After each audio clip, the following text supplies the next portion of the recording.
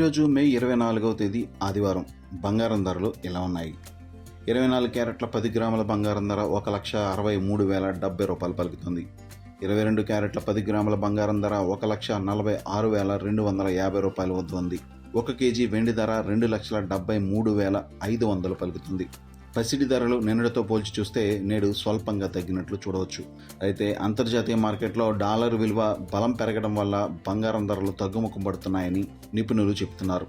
Spot gold ధర 0.9% తగ్గగా ounce బంగారం ధర $4,502 వద్ద ట్రేడ్ అవుతుంది. ముఖ్యంగా అంతర్జాతీయ మార్కెట్లో గమనించినట్లయితే బంగారం ధర గడిచిన వారం రోజులుగా గమనించినట్లయితే తీవ్రమైన ఒడిదుడుకులకు లోనవుతుంది. అయితే ప్రస్తుతం బంగారం ధరలను ఎక్కువగా ప్రభావితం చేస్తుంది ప్రపంచవ్యాప్తంగా వస్తున్న ద్రవ్యోల్బణ భయాలే అని చెప్పవచ్చు.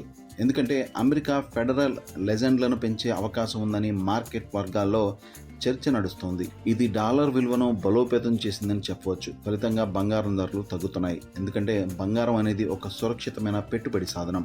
తాజాగా డిసెంబర్ నాటికి ఫెడరల్ కనీసం 25 బేసిక్ పాయింట్లు వడ్డీ రేట్లు పెంచే అవకాశం ఉందని 55% మంది వ్యాపారులు ఒక సర్వేలో పేర్కొన్నారు.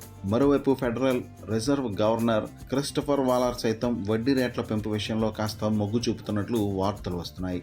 ఒకవేళ వడ్డీ రేట్లను గనక పెంచినట్లయితే ఇన్వెస్టర్లు తమ పెట్టుబడులను బంగారం, సిల్వర్ లాంటి సురక్షితమైన ఆస్తుల నుండి బయటకు తీసి చక్కటి రాబడి ఇచ్చే అమెరికా జారీ చేసే ట్రెజరీ బాండ్లలో దాచుకునేందుకు ఇష్టపడుతుంటారు. ఇక బంగారం తరహాలోనే సిల్వర్ కూడా తగ్గుముఖం బాటపడుతోంది. సిల్వర్ ధరలు తగ్గడానికి ప్రధాన కారణం డాలర్ విలువ బలపడమే.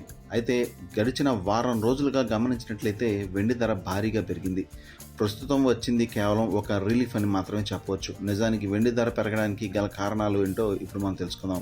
అమెరికా జారీ చేసే ట్రెజరీ బాండ్లపై రాబడులు బలపడుతున్నప్పటికీ బంగారం, వెండికి బలమైన మద్దతు లభిస్తుందని వ్యాపారులు, విశ్లేషకులు భావిస్తున్నారు.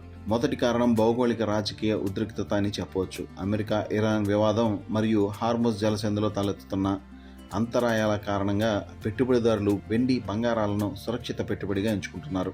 రెండవ కారణం రూపాయి బలహీనతగా చెప్పవచ్చు. అమెరికా డాలర్తో పోలిస్తే భారత్ రూపాయి విలువ తగ్గడం కూడా దేశీయ మార్కెట్లో అధిక ధరలను నిలబెట్టడానికి సహాయపడింది.